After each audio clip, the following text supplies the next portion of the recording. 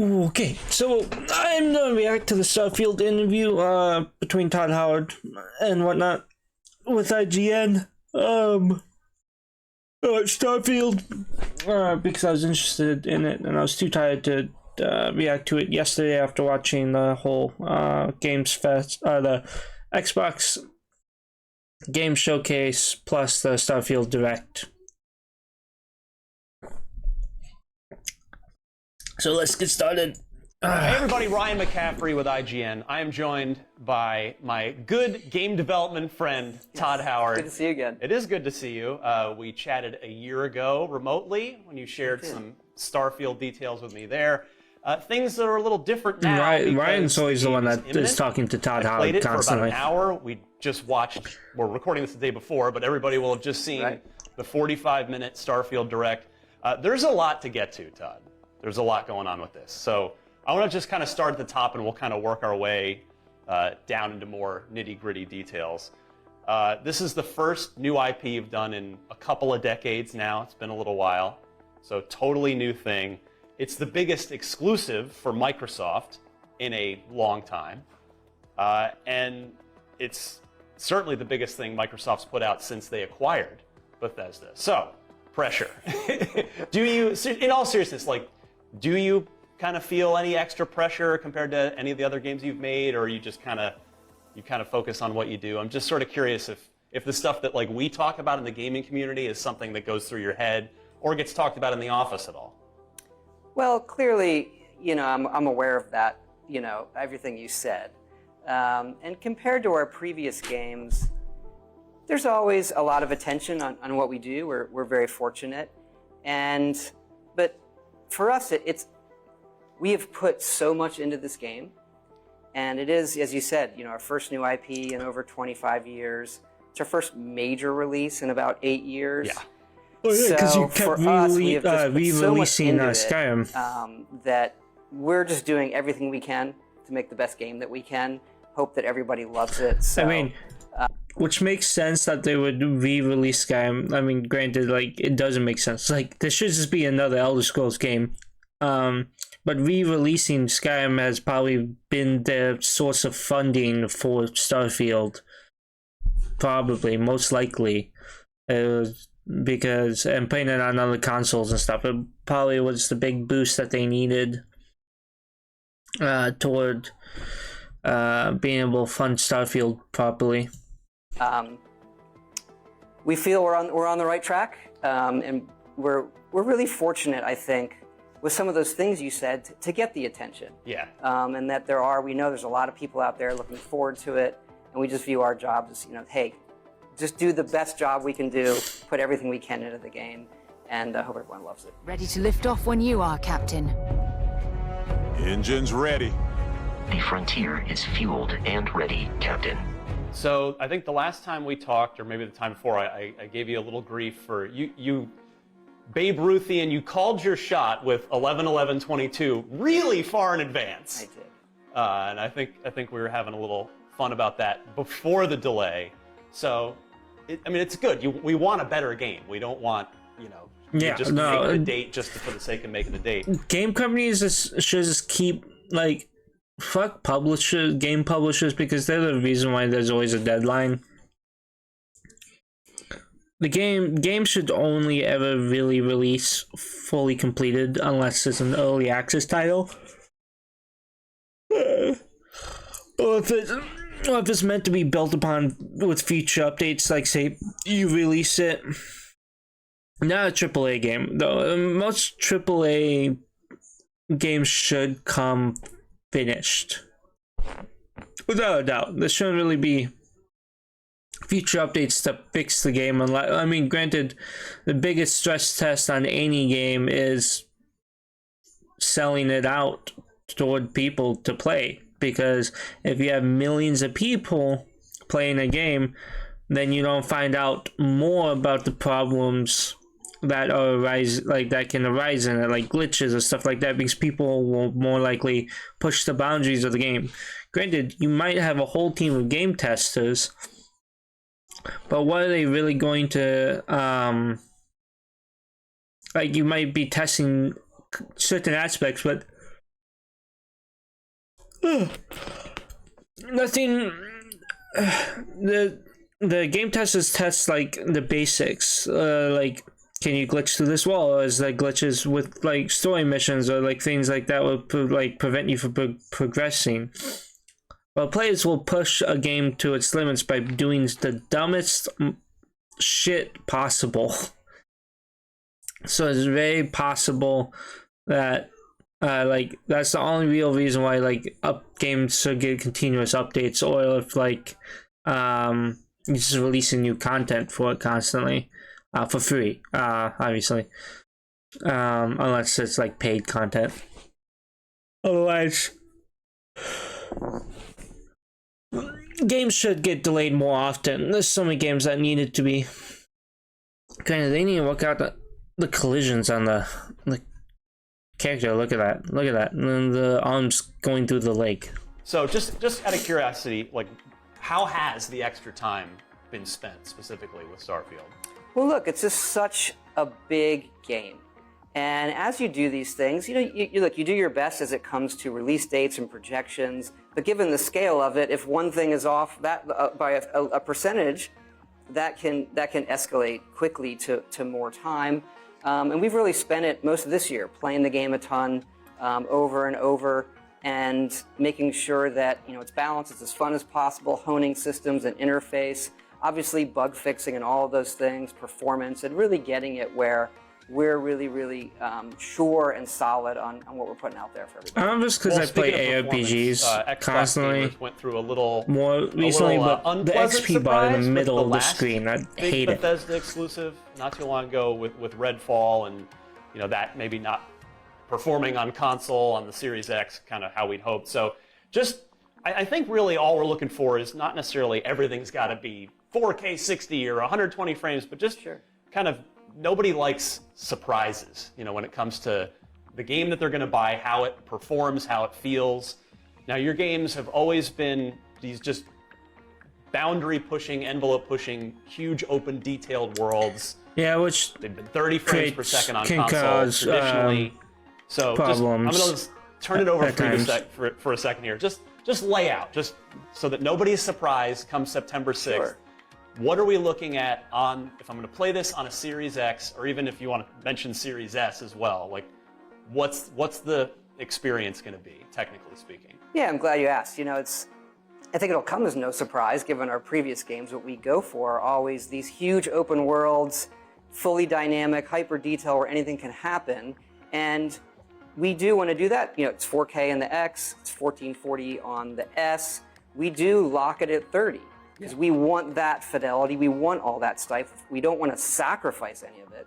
Fortunately, in this one, we've got it running great. It's often running way above that. Sometimes it's 60. But on the consoles, we do lock it because we prefer the consistency. Yeah. Right? You're not even thinking about it. It doesn't have to be 60 FPS. We don't ever want to sacrifice that experience that makes our games, really, really special. So feels great. We're really happy with how it feels, even in the heat of battle. And we need that headroom. Because, in our games, really anything can happen. Speaking of tweaking and optimizing, there were some rumors going around that id Software was helping you guys out with the combat, with tuning combat. I'm just curious, was there any truth to that at all? They did not help us with the combat. Well, first of all, I'd say, being in the company, knowing the folks at id Software for a long time, I'm like a huge Doom fan. I mean, they know what they're doing. That's why I ask. They're the absolute best. Doom Eternal is one of my favorite games.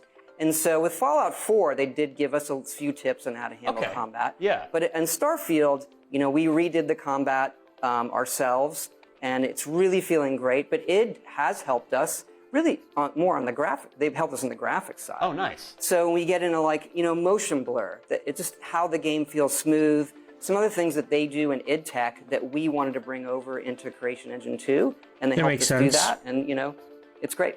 Awesome. Yeah, it's a nice neighbor to have down the street. That you it can is, go and knock I on the love door and ask for some milk and sugar, right? And I'm such a fan of what they do. So being able to get an early look at what they're doing next. not here to talk about that. That's just. Oh, I mean, feel free to talk about that. I mean, if you want. Cut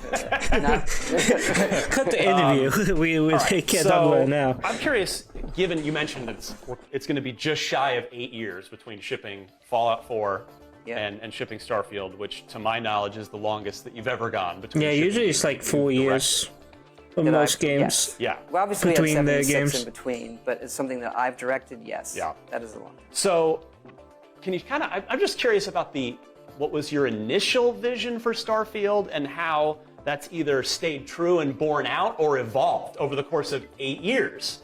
That's a great question. That I will is a say really good this, question, that the yeah. game sticks to the original vision. That took longer than I wanted. But I'd say about halfway through the project, you realize this is why nobody tries to make this game. So it's been when you do these things, you take some risks, they've had a shit ton of problems. Very Sounds like windy path. coming into is how I'd say it. But, building their world how they wanted it to. It is true to the vision we had for our. I mean, granted, if you think about it, like the way he said it, it's probably just the space, like open worldness, and the like hundreds of thousands of planets. Because like, No Man's Sky had the biggest fucking issue with their launch. Obviously, but now No Man's Sky is like the capstone of space games, space exploration, like survival, and like it looks like Starfield has taken some of the aspects of No Man's Sky and built upon it in their own way. It's like they have resource mining and Starfield, but it's not like No Man's Sky where you can just destroy the planet and like get your resources that way. It's like tiny nodes and stuff, which makes more sense in the terms of like it's not a survival like crafting game. It's just an RPG like any other RPG or MMO where you collect resources from nodes or whatnot, like that type of role playing. But yeah, it makes sense why he said that's why no one makes any. I can see why people don't make games like this because it takes a really long time. Because like there's a lot of problems with it, and No Man's Sky is the biggest example. It's taken like 6 years to really reach a good point in their game, and they're still adding more to the game every few months. I think they just had another recent update on No Man's Sky. I need to play No Man's Sky again, but yeah, no, I'll probably end up playing a bunch of No Man's Sky in a week of Starfield, probably within like 2 weeks before it. But yeah, no, it takes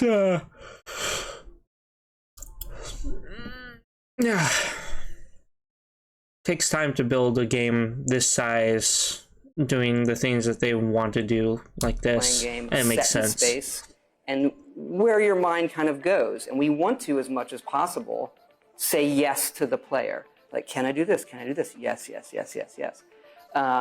And space is big, so the amount of content that we ended up making to have that really feel authentic to that. That did grow and grow from where we originally started. I mean, so neither one of us is getting younger. We've both been doing our respective things for a while. Yeah. So, like, are you okay with things taking 8 years again on in the future, or not my plan? I don't think you would ever plan for that. They plan to do the next Elder Scrolls like fully. Like, granted, they've been tossing ideas around from what it sounds like, from what Todd had said in his last interview with Ryan. And I was at the after the Skyrim 10-year anniversary or something. I can't remember what it was, or 11 years anniversary. Where they Todd Howard said that the next game they are making is the next Elder Scrolls game. I would hate for it to take 8 fucking years. I would be so mad. We've already been waiting like 8 years for another Elder Scrolls game. Or like, no, 11 years, because it's been Skyrim. That's it. That would suck ass. No, I want it within like the next 2 years, give or take. Granted, that's if they've only already been working on it and they have a little bit like they have stuff done for it already. But if it, I would just hate, because that would make me like 32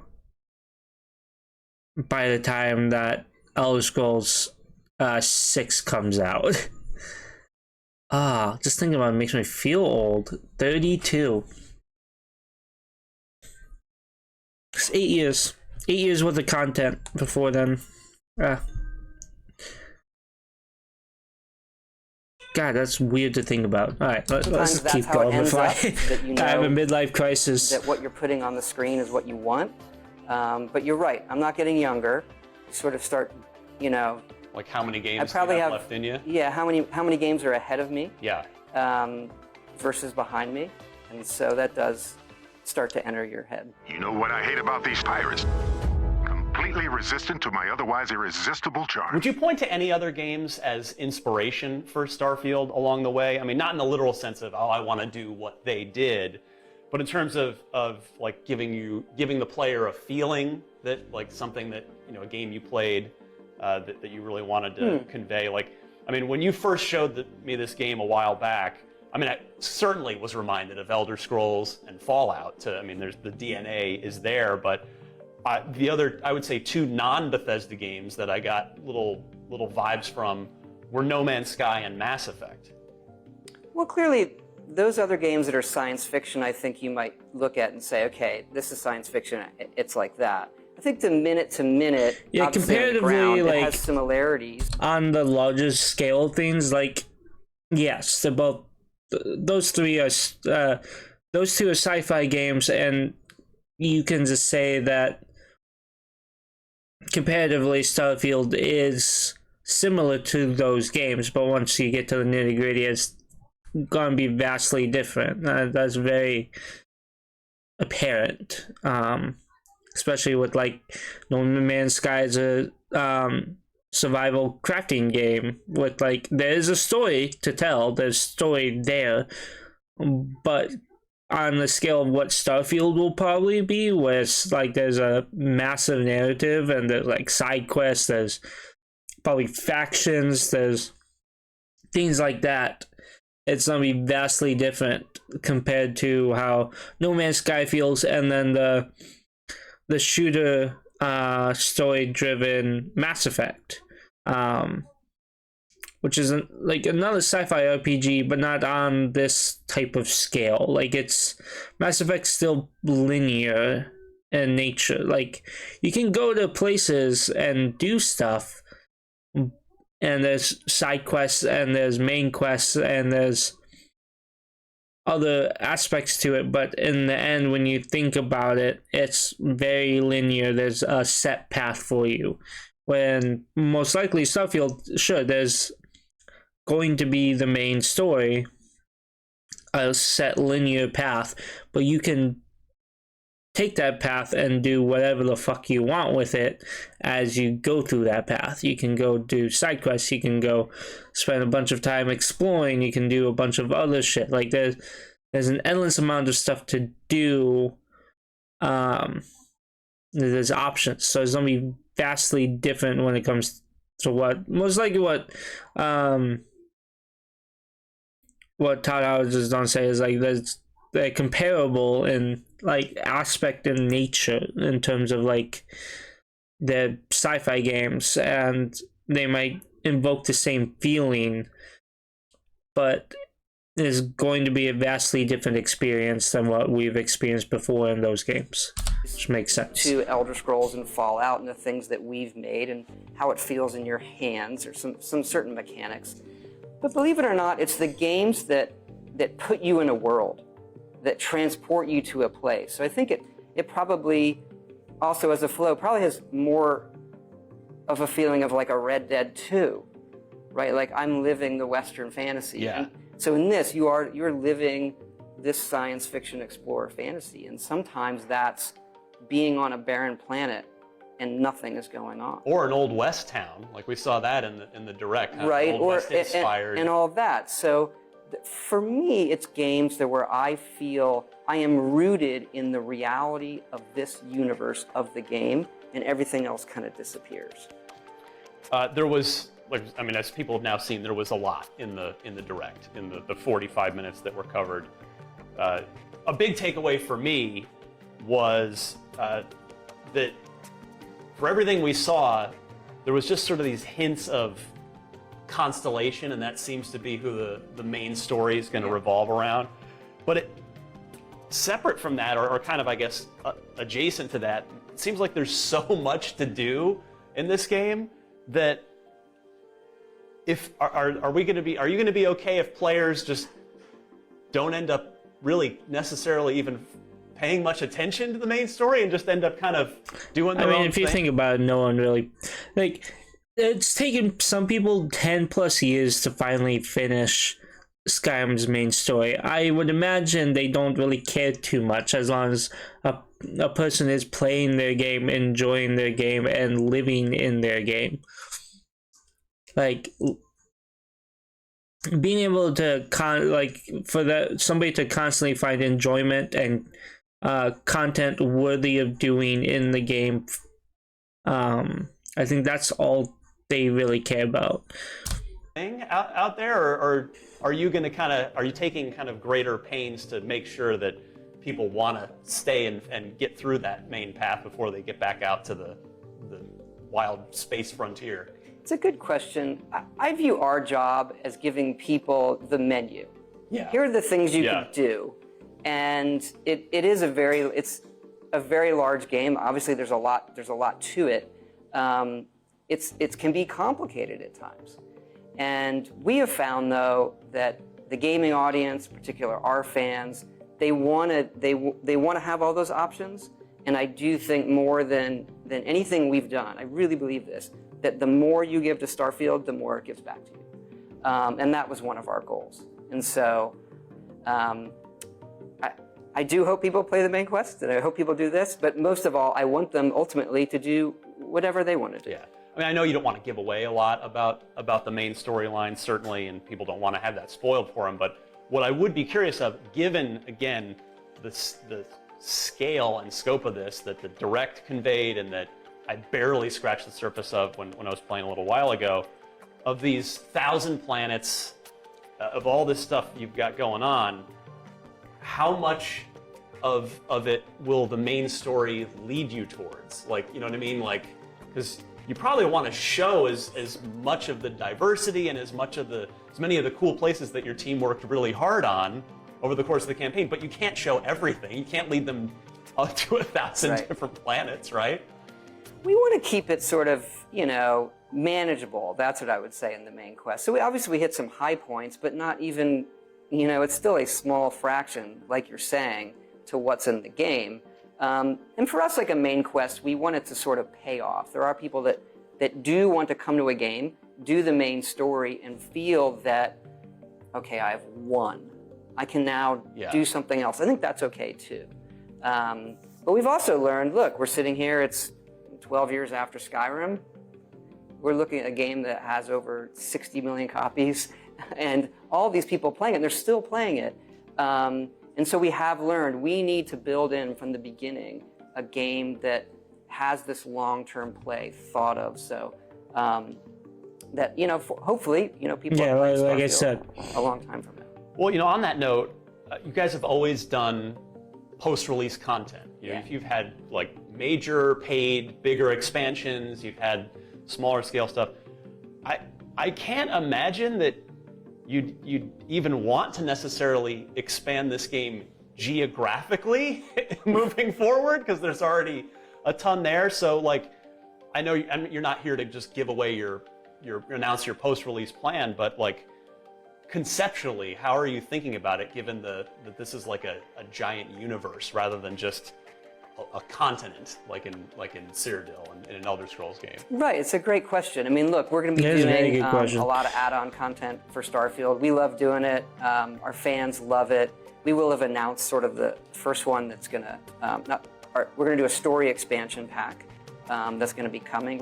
Our plan is to do things of varying sizes, and we've done a lot of that in our previous games. So it's something that we really like doing, our fans like. So despite the size of the game, there's still things we want to add as far as features in the future and stories and things like that. So we think this is going to game, hopefully, that's going to continue for a long time that way. Probably going to have like kind of like the Creation At the end Club. of the Direct, we heard from a bunch of folks on your team about their favorite moments that they've had while playing. Can you paint me a specific picture of a memorable moment for a character that you've rolled that you've been playing in recent months? Like some just memorably cool scenario.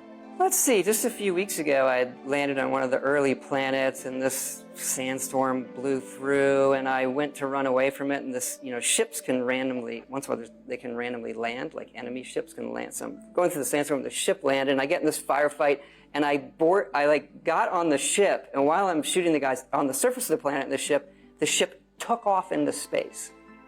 So now I'm in outer space on the ship and I was just like, can that happen? I guess that can happen. Yeah. One of my favorite. I mean, that's like you leave your ship on the planet, but great that you can take other ships. Times is my favorite game of yours. That's the one that I have the most positive memories with. Was randomly finding a unicorn in the forest. That is yes, you can do that there. So, are there like 50 of those kinds of things? There's a in good this number. Game where there's just a lot. Stuff that's not a quest.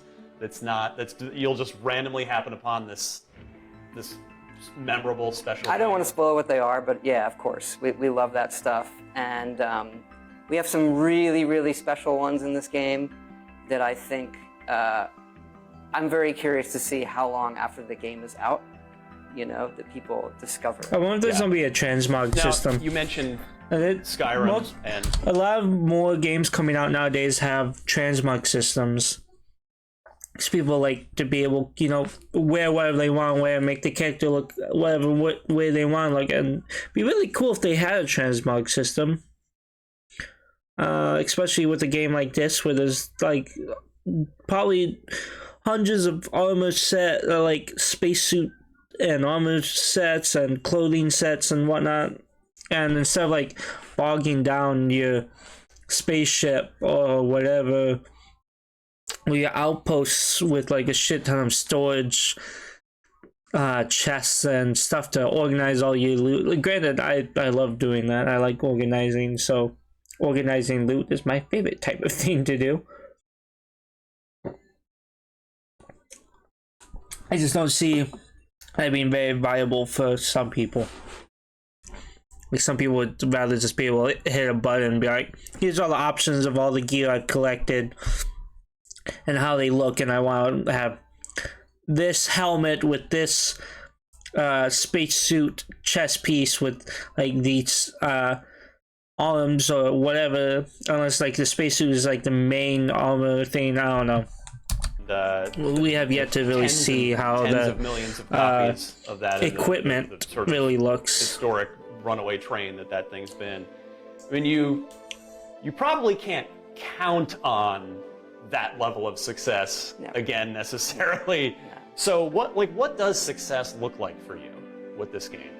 That's a good question, because with Game Pass, we're obviously going to be bringing in, probably the biggest audience that we've had for a launch. And so it just makes you really fortunate to know that you can take these kind of risks with a game like this and be ambitious, but still know that it's going to get in a lot of people's hands. So, I mean, I think for us it is that, people say they love the game. And I think all games go through a couple phases. They have this phase where the game isn't out yet. What do people think of it? Then there's what do they think of it the first week it comes out? But then you got to think about, what do they think after a year? What do they think after year 2? And so I hope that, it sort of stands the test of time. Like like our other games. I don't focus on like the number of users Yeah. in that way. But I guess you can't really design for a game that will stand the test of time, right? You just have to do your best and hope that it works out. That is very true. You do the absolute best that you can do. Again, the whole team is just, we have really poured ourselves in this one over a lot of years. And, you know, you cross your fingers, you do everything you can. There are systems you can design that say, hey, look, this system is going to work over a long-term play, over hundreds of hours, like a character system, versus, yeah, after 30, you've burned through everything. That's certainly not the case here. It's clearly not, based on what I've seen so far. The 1,000 planets number is the big one that you've been throwing out. What's the ratio of the like procedurally generated stuff to the handcrafted stuff? Well, the planets themselves, the landscapes, you know, pretty much all procedural. We kind of make these large, like think like kilometer-sized tiles we've generated, and those get kind of wrapped around the planet. As far as handcrafted content, more than any game we've done. I've stopped giving out numbers, but you know, just in the dialogue, it's more than it's more than Skyrim and Fallout 4 combined. Just in dialogue, right? So as we get into locations and art and everything, we've done more of it than we've ever done. Wow. Is it reasonable to suggest that if Starfield is as awesome and successful as we all hope it is, that as gamers, is it reasonable to think that a Starfield 2 is 10 plus years away? Because and the reason I bring this up, not to bring it back to like, you know, how much time do we all have left? But you have always kept. Is this going to get depressing? No, I hope not. Okay. But you've always kept your team, clearly on purpose, as one team. Yeah. Bethesda Game Studios, your team, you know, and you had been alternating between Elder Scrolls and then once you acquired it, Fallout, and you've gone back and forth. And now you've had this 8-year Starfield thing in here. You've already committed to Elder Scrolls 6 is the next thing. You said it's in pre-production. And then last year when we talked, you said, yep, Fallout 5, I want to do that. That'll be next. That was more of like a general, it will clearly be after Elder Scrolls 6 at some point. Okay, That's like, let me clarify that one. All right, go ahead. At some point in the future. But like Elder Scrolls 6 is the next one. Yeah, but if Starfield's awesome and you want to do another one, and the team wants to do another one, and the company wants another one, it sounds like it's probably going to be a while. I don't have a great answer for you there. It's an astute observation. I mean, I'm not trying to get you to unveil the roadmap. Like, I'm just because again, you've kept your team smaller. You know, you have to date not like grown a second team within the studio, unless you have, and that's. Well, we have what I would call, you know, a full-size group team on 76 still. Right. Updating that game, it's doing great, very fortunate. But you're right in that we have gotten bigger. We have 4 studios. We have the one in Rockville, we have Montreal, we have Austin, we have Dallas. So we have gotten bigger to handle all of this. We work with a lot of partners on stuff. But that doesn't speed things up necessarily, right? You need a certain size. We're relatively small comparatively, right, to do these things. And I think if we look at Skyrim, again, not the plan to have an Elder Scrolls 6 this far after Skyrim, but in today's day, people are playing these games for longer. So our ability, like we talked about, to support Starfield, whereas maybe in the old days you would put it out and then you'd go on to a sequel, now we can support that game for a much longer period of time. Yeah, with updates and everything, and then as content. we look to like an Elder Scrolls 6, that is one where like, I probably shouldn't say this, but if I do the math, I am not getting any younger. How long do people play an Elder Scrolls for? That may be the last one I do. I don't know. The last Elder Scrolls. The last Elder Scrolls. Yeah. Yes. I don't know. I mean, I do the math as a gamer, and it's like, am I even going to be playing Elder Scrolls 6 on the Series X, or am I going to be playing that on the next thing? Because it's crazy how long the games that you make they take a long time. I wish they did. I mean, I want them to be faster, but that speed isn't the goal. No, Right. quality Right. is The goal is, always. hey, what's the product? What's the vision? How do we do this? And how do we continue? But that's when they actually have their team focus on like one of the like mainline titles. It is top notch. They put in the quality, the time, the effort, and granted, the games can be buggy as shit, and sometimes there's issues even to this day with the older games. But now that they can continuously update, change, and add content to these games, they'll be able to do more. And games will last longer than, like, they didn't intend for people still. I doubt they intended for people to still play Skyrim for 12 plus years. But it probably was also a thought like, hey, people could still be playing Skyrim 12 plus years. Like, there's always, that's why they re-released it on a bunch of different consoles for other people, and also to expand their audience to try and bring in other people. Granted, I don't think Starfield's coming to Switch. The Switch can't handle that. And 125. I think I saw an article about how Starfield will be arguably about 125 gigabytes, if not a bit more. Switch only has like maybe like 60 gigabytes on its normal thing, and if you have a SIM card or whatever in there, not that much more than that on that SIM card you insert. So I wouldn't be able to have it downloaded. Because I know I have Skyrim downloaded on my Switch, and that takes about like 45 to 50% of either one of my storages on. I can't remember which one it's on, but it takes about 45 to 50% of it. So I wouldn't imagine Starfield going to Switch unless Nintendo comes out with another handheld past OLED, which is unlikely. But I do wonder if Starfield will be playable on the what is it called? The Steam Deck. I wonder if it's going to be playable on the Steam Deck. I don't have a Steam Deck. I intend to try and get one at some point, because a lot of my games I play on PC now. I switched primarily over to really playing PC games. I have my console still for the console exclusives. I probably will continue that trend. I'll probably continue getting the newer consoles probably a year or two after they release. Oh, I got fucking dust all over my PlayStation 5, actually. I need to do a dusting at some point. I can actually do a dusting right now. But yeah, no. Like, I wonder if it's gonna be on the Steam Deck and how it's gonna play on the Steam Deck if it is able to play on the Steam Deck. But yeah, no, I plan to get a Steam Deck at some point. I intend to. I just need the money, and also I need to convince my wife to let me get one. Well, actually, it wouldn't really take much convincing because she'd be like, "Oh, I get to spend $600." I'd be like, "Yeah." She'd be like, "Oh." Well, she might want to Steam Deck herself too, because she has.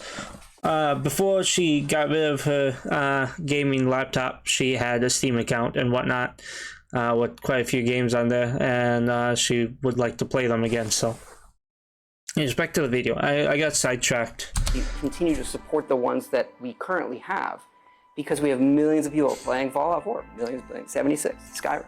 So it's about, hopefully have that with Starfield.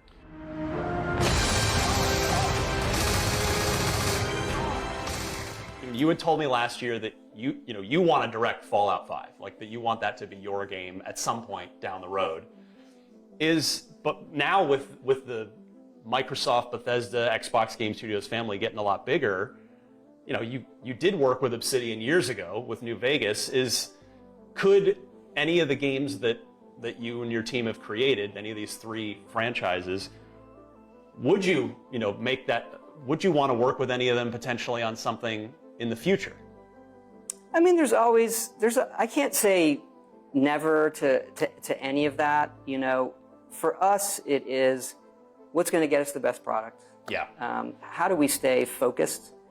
I think there's a lot of times where you can get unfocused and try to do too many things at once, and then they don't end up necessarily the way you want. Yeah, so if I look at or the other quality. franchises, or I look at entertainment in general, I haven't noticed like the time gap between things being a negative. Right.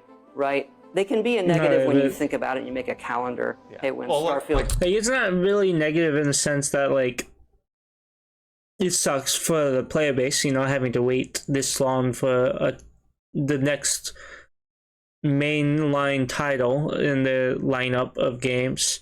But also, it just means that by the time that the next one releases, Bethesda's put their time and all the energy and effort into it so it can be the best product and game that it can be for you, the consumer, to enjoy.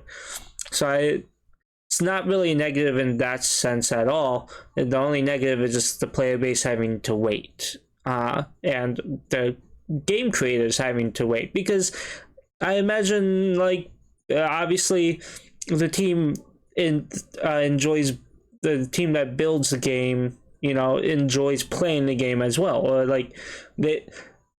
I hardly doubt a lot of the people, who are in game programming or game design or things like that are just thinking of it as a job. You like a simple 9 to 5, you go into work, you do your daily tasks, you do your work, you have your lunch break, your 15-minute break, and then you're getting the fuck out of there to go home, and you do that Monday through Friday, have the weekend off, or whatever the schedule is at your place. They're not, they probably don't see it that way. They're going in, and every game is a passion project for, I would imagine, a majority of game programmers. That's why I want to get into game programming, but I don't have the time or the energy.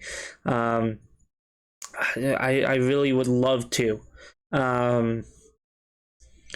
but yeah, no, I really think it's just how it goes. It's not a negative at all, the wait time.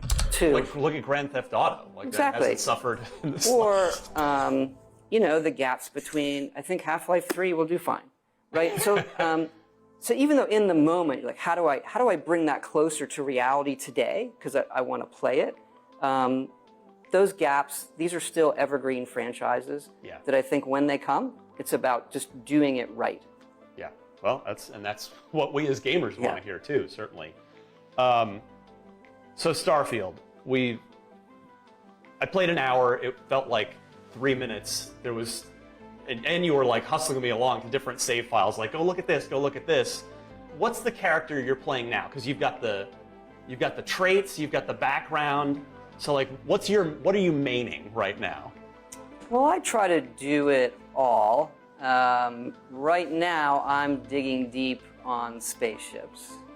So, you could say in some respects, this is 5 or 6 games in one, right? It's the spaceship game, it's a on-the-ground game, it's just a dialogue game, it's an outpost game, it's a crafted game.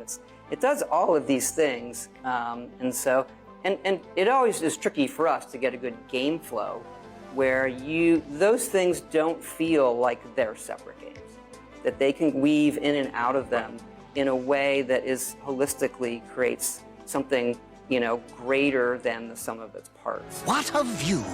It's a feast for the eyes. Off we go to another adventure. To help contextualize Starfield for players before they get the chance to play it themselves, what's the feeling that you try to give people with Elder Scrolls? What's the feeling that you try to give people with Fallout? And what's the feeling that you try to give players? Well, that's a good question. That's a good question. I would say if you think about Elder Scrolls with a fantasy world. Who would you want to be and what would you want to do? We want to provide that. Yeah. And then Fallout, the same thing in a post-apocalyptic environment. How does that factor into the things you find? And how does crafting is very unique in Fallout when it comes to that? Or what's the vibe of the people? What are they sacrificing to stay alive? And then when you get to Starfield and science fiction, same sort of thing where if you were to open it up and you could do anything, how are we providing that experience? And we love exploration, so when you get into a game like this, that's why people say, why do you have 1,000 planets? Because we'd rather give you the option to do that than say no. Yeah. And so I think if people drift toward fantasy, they're going to love it. They're going to stick with Elder Scrolls. If they like post-apocalyptic, they go to Fallout. They like science fiction. We hope that Starfield fills that kind of desire to play that kind of thing. Starfield.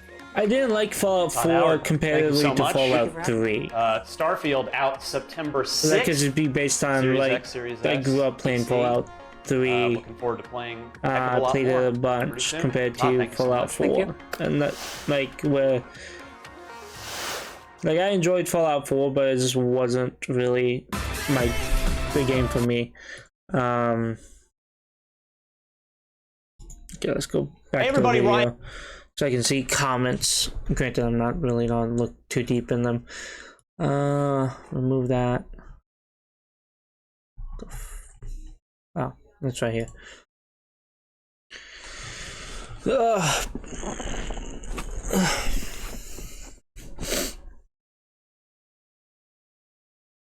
Yeah, no. I really can't imagine Todd Howard not being the